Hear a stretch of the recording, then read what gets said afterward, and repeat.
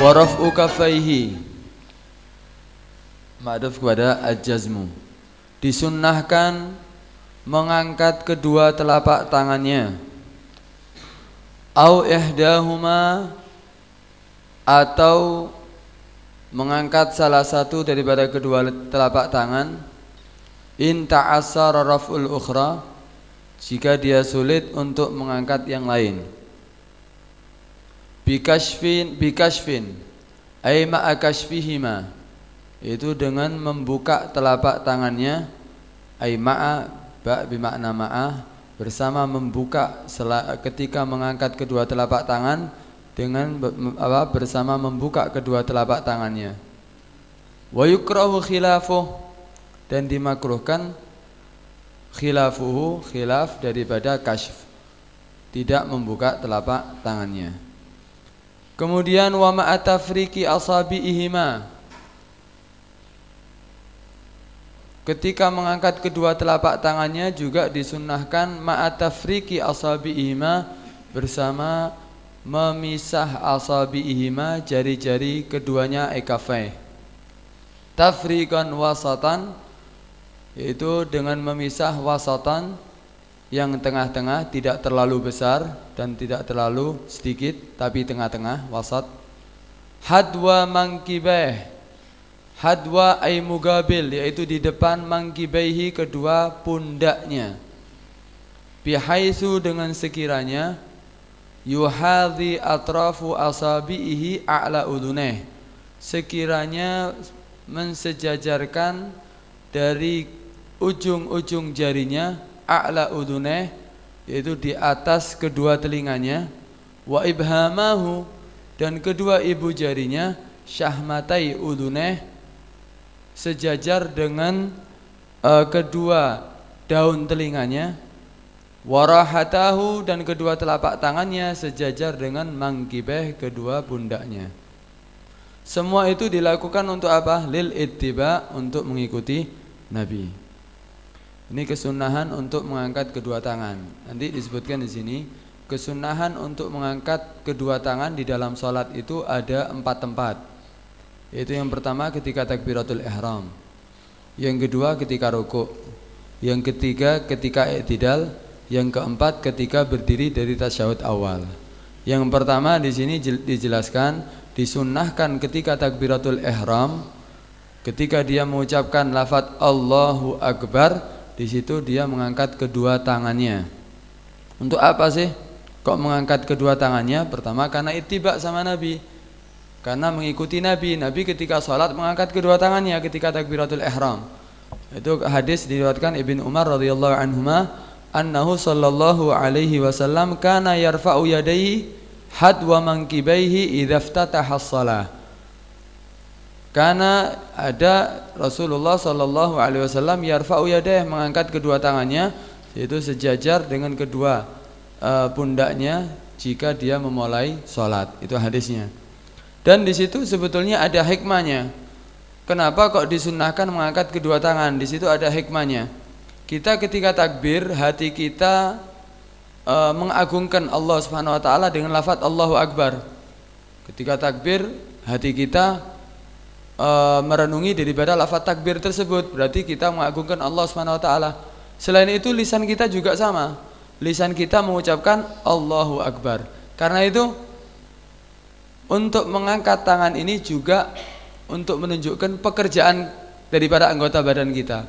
Selain hati kita mengagungkan Allah, lisan kita mengagungkan Allah, tangan kita, anggota badan kita diajak untuk mengagungkan Allah Subhanahu wa taala juga, yaitu dengan cara mengangkat kedua telapak tangannya. Itu diantara hikmah yang dikatakan oleh ulama. Itu katanya apa? Wa hikmatu kama qala Syafi'i radhiyallahu anhu i'zam ijlalillahi ta'ala wa raja' thawabi, yang pasti dia juga mengharapkan daripada pahala dari Allah Subhanahu wa taala. Wajhul i'zam tadi yaitu seperti tadi, selain hati mengagungkan Allah, lisan mengagungkan Allah, tangan kita juga mengagungkan Allah dengan mengangkat kedua tangan. Pasrah ya kepada Allah Subhanahu wa taala. Ada yang mengatakan enggak, itu maksudnya isyarah ila tauhid. Isyarah ila tauhidih, Dia memberi isyarat kepada tauhid kepada Allah Subhanahu wa taala. Tidak ada kecuali Allah Subhanahu wa taala. Ada yang mengatakan enggak, hikmahnya juga ini bisa bermanfaat bagi orang yang tidak mendengar suara imam. Kalau dia dari jauh enggak tahu imam ini sudah takbir atau enggak. Kalau seandainya imam tidak disunnahkan mengangkat kedua tangan, kedua telapak tangannya, tahu dari mana orang yang tidak mendengar di belakang itu kalau imam sudah takbir? Tidak kelihatan mengangkat tangan, tidak ada bedanya. Dia ketika mengucapkan Allahu Akbar tidak dengar di belakang, tapi ketika dia mengangkat kedua tangan, oh iya, imam berarti sudah takbir, walaupun tidak dengar lafaz takbirnya. Itu di antara daripada hikmahnya. Liyarahu man la yasma'u takbirahu fayaktadi bihi, akhirnya dia bisa juga mengikuti daripada takbirnya imam. Ada yang mengatakan lain lagi. Hikmahnya kenapa kok disunahkan mengangkat kedua tangannya, kedua telapak tangannya? Itu isyarah ila tarhima siwallah wal iqbal bikullihi ala salati. Itu isyarat bahwa dia meletakkan semua yang selain Allah. Mengangkat kedua tangannya, dia tidak bawa apapun. Udah, anak sholat sekarang tidak membawa apapun kecuali mengharapkan ridhonya Allah Subhanahu wa taala. Itu diantara juga daripada hikmah kenapa kok disunahkan mengangkat kedua telapak tangannya. Tapi yang pasti itu semuanya karena kita mengikuti Rasulullah sallallahu alaihi wasallam. Mengangkat kedua telapak tangan, au ihdahuma, atau salah satu daripada kedua telapak tangan. In ta'assara raf'ul ukhra, jika sulit untuk mengangkat telapak yang lainnya. Kenapa? Karena lumpuh, tangan yang kiri tidak bisa digerakkan, yang bisa cuma kanan. Ya sudah, salah satu daripada kedua tangan. Yang kanan yang tidak bisa, yang kiri saja yang bisa diangkat. Yang kiri diangkat, yang kanan tidak usah diangkat, tidak mampu jika sulit untuk mengangkatnya. Karena itu disunahkan mengangkat salah satu kedua tangan jika dia merasa sulit untuk mengangkat yang lain. Mengangkat kedua telapak tangan tadi itu dengan membuka kedua telapak tangannya. Jadi kedua telapak tangannya dibuka, bukan digenggam. Jadi dibuka, bukan digenggam. Ghair matmumah. Ini. Kemudian selain dibuka keduanya, kalau yang digenggam ya apa? Atau ditutup, takbirnya tidak dibuka kedua telapak tangannya, makruh hukumnya. Hukumnya makruh. Kemudian kesunahan yang lain sebetulnya ini ma'at tafriqi asabihima, kemudian ma'at tafriqil wasat, itu semuanya sunnah mustaqil. Dalam mengangkat kedua telapak tangan itu banyak sunnahnya. Di antara yang pertama apa? Mengangkat kedua telapak tangan itu sendiri. Kemudian kasf, membuka kedua telapak tangan itu sunnah sendiri. Kemudian di situ tafriq asabihima, tafriqan wasatan, itu juga kesunahan yang mustaqil. Ya, tapi di sini digabung jadi satu. Ya, digabung jadi satu. Tapi sebagian kitab tidak dipisah-pisah. Situ ma'at tafriq dikatakan ma'at tafriqi asabihima, dengan memisah jari-jarinya, tafriqan wasatan, dengan membuka memisah dengan wasat, tengah-tengah. Ya, bukan merapatkan jari-jarinya ketika takbir, bukan membuka memisah dengan lebar, tapi tengah-tengah. Allahu Akbar. Itu hukumnya sunnah. Ada tambahan daripada Imam Ramli. Imam Ramli mengatakan apa? Ma'a ayyumila atrafahuma nahwal qiblah, yaitu apa? Mencondongkan daripada ujung-ujung jarinya. Jadi takbirnya gini, bukan lurus ya jari-jarinya ke atas, tapi untuk jari-jari yang di atas dibungkukkan sedikit. Ya, jadi takbirnya seperti ini. Kenapa? Supaya jari-jarinya juga menghadap kiblat, kata. Ujung jarinya supaya menghadap kiblat juga, kata Imam Ramli. Tapi Ibn Hajar tidak sependapat. Kalau Ibn Hajar mengatakan tidak, udah diangkat seperti biasa, tidak usah dimiringkan daripada ujung jarinya. Itu pendapat Imam Ramli yang sunnah. Tafriqan wasatan, ya disunnahkan membuka memisah wasatan dengan tengah-tengah. Dikatakan apa sih kok tidak dirapatkan, kok dibuka ya sedikit, supaya semua jarinya itu ibadah semuanya. Liyakuna likulli udwin istighlalan bil ibadah. Ya supaya semuanya beribadah. Kalau yang dirapatkan ada yang tertutup, akhirnya di antara jari-jarinya ada yang tidak beribadah kepada Allah. Karena itu dibuka sedikit, ya supaya semua jari-jari memulai sholat beribadah kepada Allah Subhanahu wa taala. Kemudian mengangkat kedua telapak tangan itu di mana? Hadwa, itu sejajar. Maksudnya sejajar di sini apa? Mugabil, di depannya dia. Mangkibe, di depan kedua pundaknya.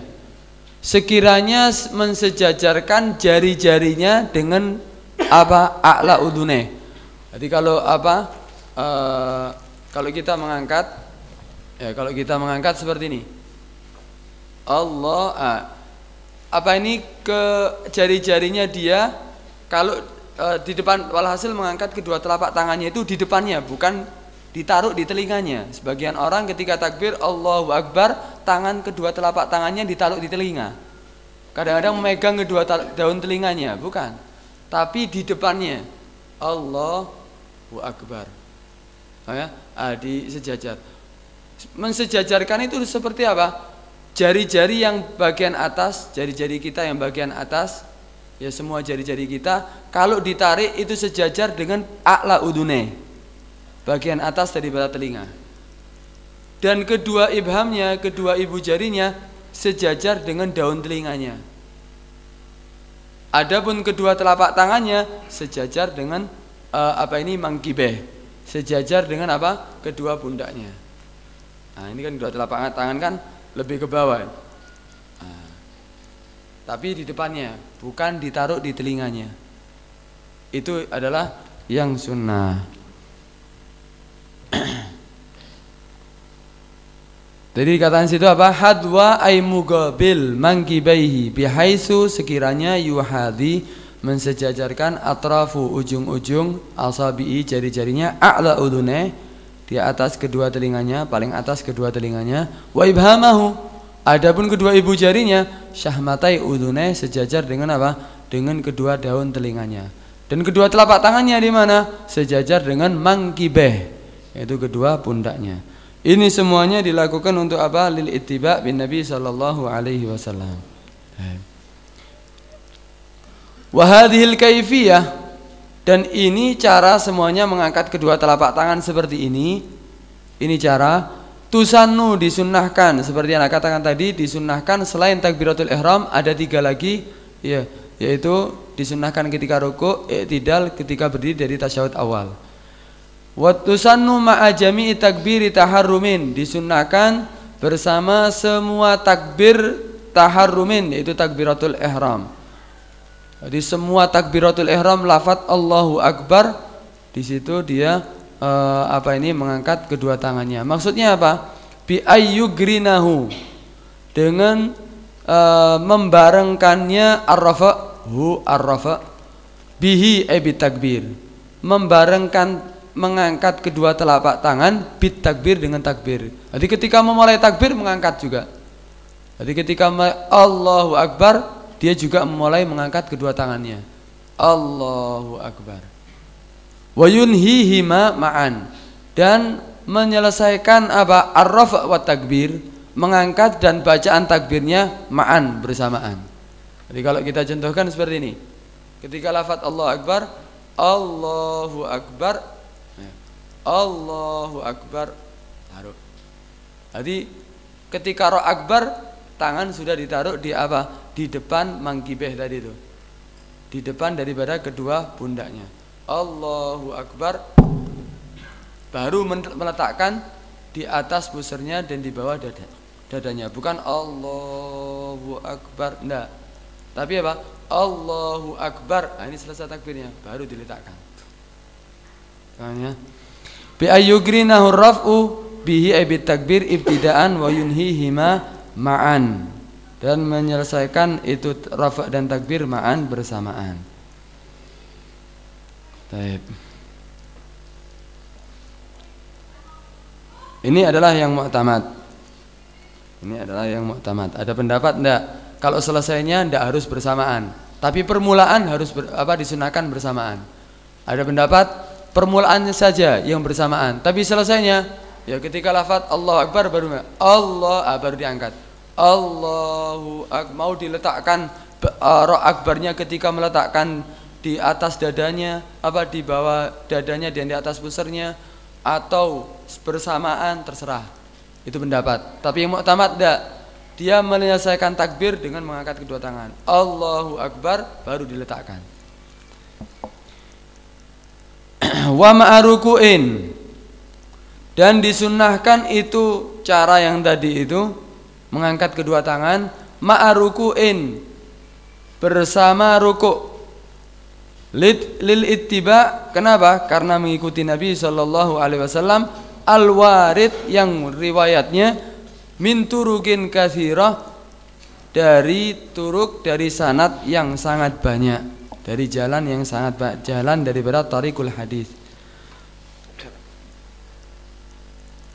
Jadi ketika rukuk itu juga ketika rukuk disunahkan juga untuk mengangkat kedua tangan. Dari mana? Al-warid, riwayatnya karena mengikuti Nabi.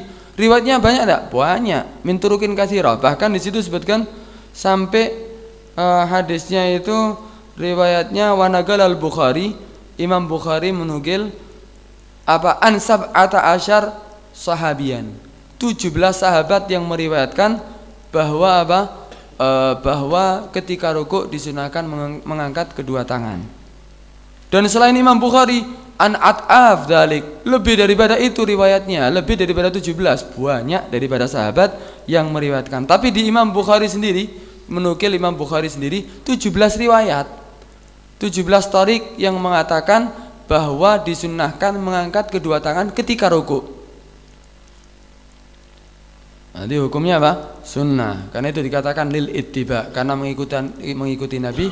Jadi disunahkan ketika rukuk mengangkat kedua tangannya. Waraf'in minhu,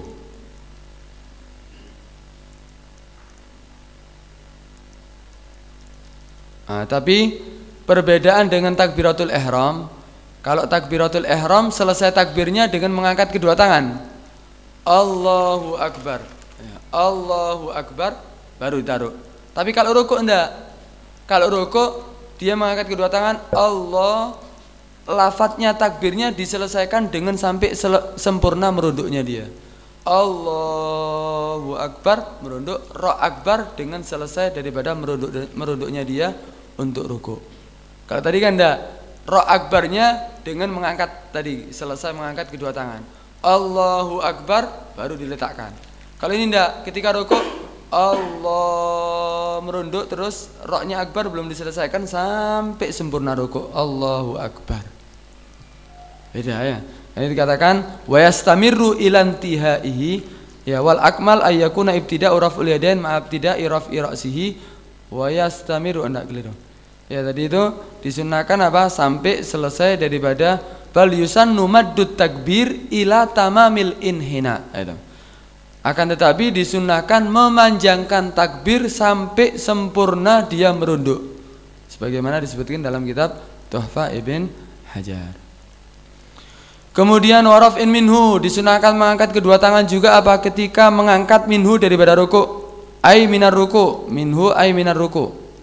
Disunahkan juga mengangkat kedua tangan ketika i'tidal, yaitu mengangkat daripada ruku. Kemudian juga waraf'in min tasyahudin awal, disunahkan juga mengangkat daripada tasyahud awal. Ketika tasyahud awal, setelah selesai tasyahud awal, naik ke rakaat yang ketiga, disunahkan mengangkat kedua tangannya. Cuman di situ ulama mengatakan disunahkan mengangkat kedua tangannya itu mulai dia berdiri dari tasyahud awalnya atau mulai agoril ruku. Karena kalau mulai berdiri dia ketika duduk tasyahud, ketika mulai berdiri sudah mengangkat tangan berarti dia. Apakah mulai agoril ruku? Jadi dia tangannya kan digunakan untuk apa?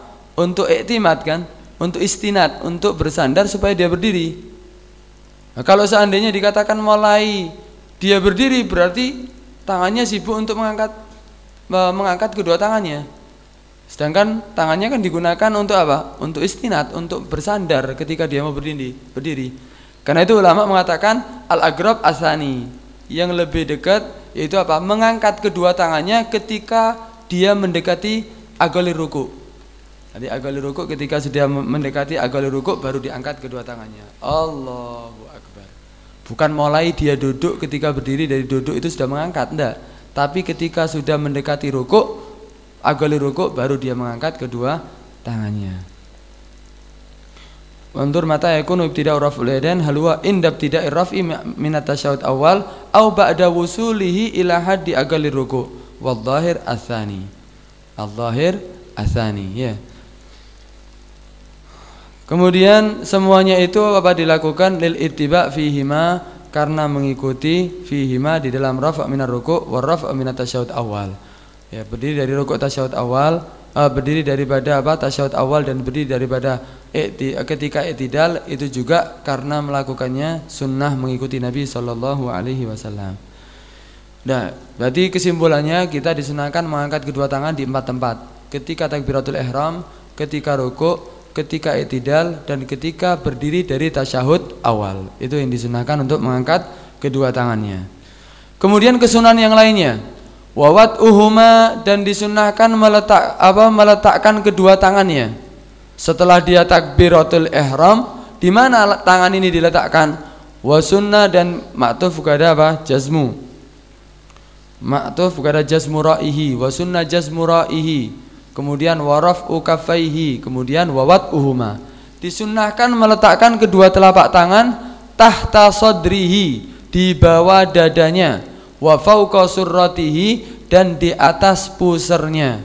Kenapa? Lil ittiba, karena mengikuti Nabi sallallahu alaihi wasallam. Karena mengikuti Nabi.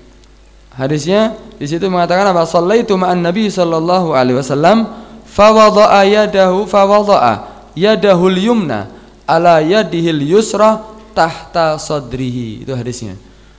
Aku salat bersama Nabi sallallahu alaihi wasallam, maka Nabi meletakkan tangannya yang kanan di atas tangannya yang kiri di bawah dadanya. Karena itu hukumnya apa? Sunnah. Kenapa sih kok disunahkan untuk meletakkan kedua telapak tangannya di bawah dadanya dan di atas pusernya? Kok dipegang gitu? Di situ hikmahnya, walaupun pertama karena ittiba bin Nabi, karena mengikuti Nabi. Di situ ulama mengatakan hikmahnya supaya tangan ini tidak kemana-mana. Tangan ini tidak ya'bas, tidak sibuk, tidak melakukan hal-hal yang tidak berhubungan dengan salat, supaya diam. Karena itu nanti hukumnya kalau tidak diletakkan, hukumnya malah mengatakan makruh. Di situ ada yang mengatakan nanti hukumnya makruh. Ada alasan hikmah yang kedua yang mengatakan karena di situ letaknya hati. Kita meletakkan kedua telapak tangan kita itu yang kanan di atas daripada yang kiri. Kenapa? Diletakkan di hati. Loh, kenapa kok diletakkan di hati seperti itu? Karena dianggap seperti kita memegang sesuatu yang berharga. Kalau kita mempunyai sesuatu yang berharga, kita akan merangkulnya, ya, melindunginya, jangan sampai ada orang yang mengambilnya. Nah, seakan-akan ketika kita sholat, ketika kita takbiratul ihram, kita seakan-akan meletakkan kedua tangan kita itu di atas hati, yang mana hati itu adalah syai' asyraf, ya, sesuatu yang berharga, yang mulia. Jadi kita hati-hati nih, hati kita ini seperti kita memegang sesuatu yang berharga daripada harta duniawi. Itu diantara hikmah ulama yang mengatakan bahwa itu adalah salah satu hikmahnya. Wal hikmah fi wad'ihima kadzalika ayakuna ala asyrafil a'dha wa huwa al-qalb li hifdzil iman fihi fa inna man ihtafadha ala syai'in jama'a yadayhi alaih. Semuanya itu dilakukan kenapa? Ittiba' bin Nabi sallallahu alaihi wasallam. Terus meletakkannya gimana? Meletakkannya akhidan biyaminihi ku ayasarihi.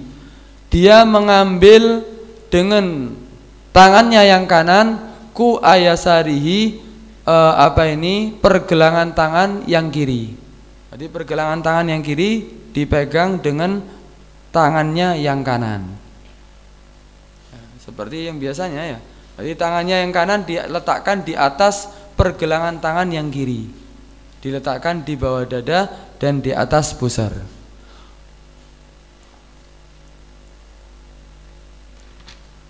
Nah, di situ ulama sebetulnya ada beberapa cara, menyebutkan beberapa cara. Cara yang pertama yaitu seperti tadi. Jadi pergelangan tangannya dipegang dengan telapak tangan yang kanan.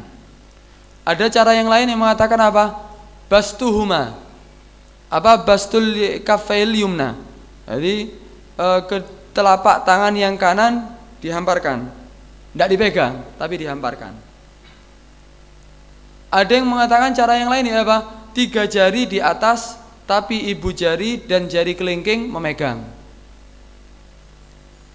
Jari 3 jari, ya dari jari telunjuk, jari tengah dan jari manis di atas daripada pergelangan tangan, tapi ibu jari memegang daripada kuk dan jari kelingking memegang daripada kursuk.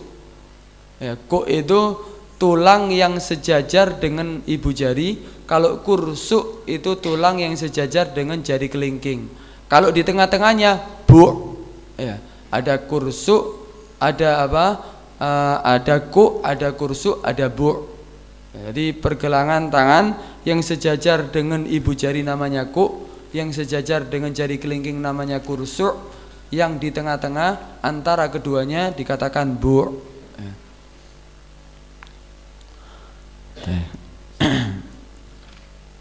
Kemudian dikatakan apa? Waradduhuma minar raf'i ila tahta sadri aula min irsalihima bil kulliyah summa isti'nafu raf'ihima ila tahta sadr. Setelah dia takbir, ya takbiratul ihram, lafaz Allahu Akbar, ini tangan diirsal dulu, ditaruh dulu, kemudian baru diletakkan di atas di bawah dadanya di atas pusar, atau langsung lafaz Allahu Akbar langsung diletakkan di bawah dadanya di atas pusar. Yang sunnah, yang mu'tamad langsung. Jadi ketika takbiratul ihram Allahu Akbar langsung diletakkan di atas pusarnya. Tidak usah irsal dulu. Tapi ada di situ yang mengatakan sebaliknya, yaitu dia meletakkan irsal dulu, baru isti'nafur rafa, baru isti'nafu raf'ihima ila tahta sadr, baru mengangkat lagi. Irsal itu dari Allahu Akbar ditaruh ada di paha gitu ya. Nah, terus baru dilempit ya, kemudian dipegang kuk tadi itu pergelangan kirinya dengan telapak tangan kanannya. Itu kalau irsal dulu. Tapi yang afdolnya langsung. Jadi setelah mengangkat Allahu Akbar langsung pegang dan ditaruh di bawah dada. Ya. Lafadznya situ waradduhuma, dan mengembalikan kedua tangan minar raf'i, daripada mengangkat ketika takbiratul ihram, ila tahta sadri, langsung di bawah dada. Aula itu lebih utama min irsalihima bil kulliyah, yaitu irsal kedua telapak tangannya bil kulliyah semuanya. Summa, kemudian baru isti'naf raf'ihima, memulai mengangkat kedua telapak tangan ke diletakkan di mana? Di bawah dada. Itu lebih utama yang mana? Langsung meletakkan di bawah dada, tidak usah irsal dulu. Kalau irsal saja hukumnya apa? Kalau irsal tidak meletakkan di atas dada, apakah membatalkan salat? Tidak batal salatnya, tapi Imam Baghawi mengatakan itu adalah makruh. Makruh, tapi di situ kalau ya'bas. Kalau lam ya'bas hukumnya apa? Mubah. Jadi ketika setelah takbiratul ihram tangannya tidak diletakkan di atas pusarnya dan di bawah dadanya. Hukumnya apa? Hukumnya kalau memang lam ya'bas mubah. Tapi kalau dia ya'bas hukumnya apa? Imam Baghawi mengatakan makruh. Qala fi syarrat bal sarrah al-Baghawi bi karahatir irsal lakinnahu mahmulun ala man lam ya'manil abas. Jadi hukumnya makruh. Kemudian galal mutawalli, berkata Imam Mutawalli, wa'tamadahu ghairuhu, dan berpendapat juga selain Mutawalli, yang bagi seharusnya ayyan dura qabla raf'i, untuk melihat sebelum mengangkat kedua telapak tangan, wat takbir dan takbir ila maudhi'i sujudih, untuk melihat ke tempat sujudnya. Jadi sebelum takbiratul ihram dia jangan jangan menyibukkan matanya kecuali ke tempat sujudnya. Jadi melihat ke tempat sujudnya. Wa yutri qara'sahu galilan, merundukkan kepalanya sedikit. Summa yarfa, kemudian baru mengangkat kedua tangannya, kedua telapak tangannya. Itu hukumnya apa? Hukumnya sunnah. Hukumnya sunnah. Yang bagi ayandura al-ihtimal ayyakuna fi najasa aw nahwiha tamna'u sujud. Kenapa? Supaya dia mungkin di situ ketika dia sebelum takbir mungkin ada najis di depannya dia, sehingga dia bisa menghindarinya. Jadi jangan melihat yang lain, jangan ketika takbir baru kita melihat najis, tapi sebelumnya sudah dilihat tempat sujudnya. Kecuali walaupun itu kan adalah hukumnya sunnah ya, melihat tempat sujud hukumnya sunnah, tapi dia juga akan mendapatkan kelebihan apa? Takutnya di situ ada najis, sehingga dia bisa menghindarinya. Yang bagi ayandura qabla raf'i, sebelum mengangkat kedua telapak tangannya yang sejajar dengan mangkibeh tadi itu. Wat takbir. Nanti di situ ada kesunahan bagi orang yang sholat ya, untuk melihat tempat sujudnya, mulai awal sholat sampai akhir sholat. Jami'i sholati, disunahkan melihat tempat sujudnya, kecuali dua tempat. Kecuali di dua tempat, yaitu apa? Ketika kunut, ya, ketika kunut, ketika meletakkan kedua telapak tangan, ya kan ada dua cara itu. Ketika kunut mengangkat kedua tangannya, tapi ketika mengumpulkan kedua telapak tangannya disunahkan melihat kedua telapak tangannya, tidak melihat tempat sujud. Kan tidak mungkin. Ya kalau melihat tempat sujud tak nginceng. Ya, tak bisa dia. Berarti melihat kedua telapak tangannya.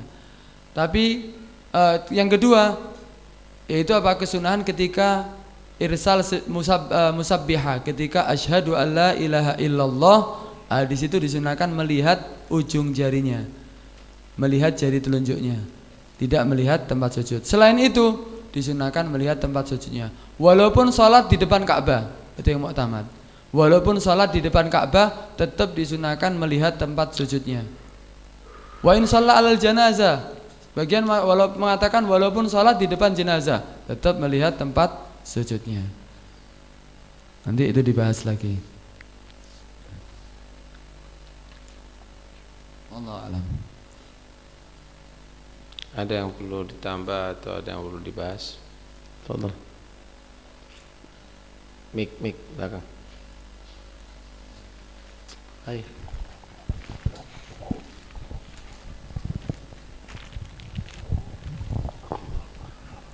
Ini mau tanya sedikit, peletakan tangan tadi itu tahta sadri fauqa surati itu pas di tengah apa digeserkan?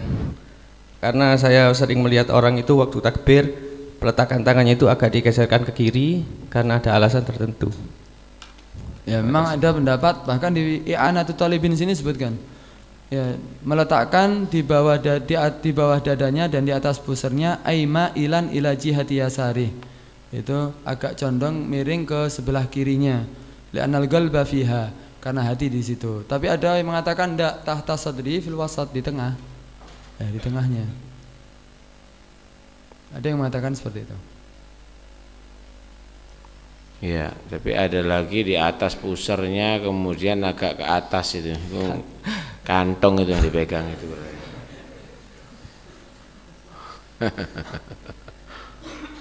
Bukan hati yang dipegang.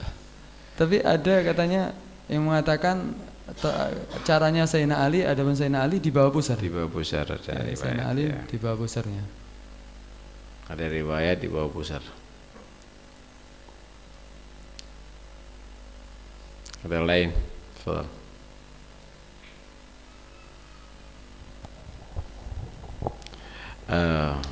Kenapa melihat tempat sujud? Tadi diantaranya adalah untuk supaya berhati-hati. Kalau ada yang najis bisa pindah sebelum mulai sholat.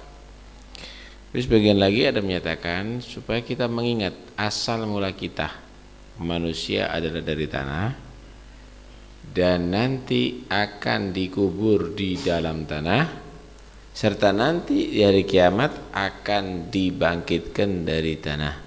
Minha khalaqnakum wa fiha nu'idukum wa minha nukhrijukum taratan ukhra, sehingga kamu benar-benar sadar bahwa kamu itu adalah bukan dari emas, harus tawadhu, dan kamu itu bakal mati. Jangan main-main, mungkin sholat itu adalah sholat terakhir dan bakal akan dibangkitkan bertanggung jawab, sehingga kamu akan menyempurnakan sholat kamu gitu.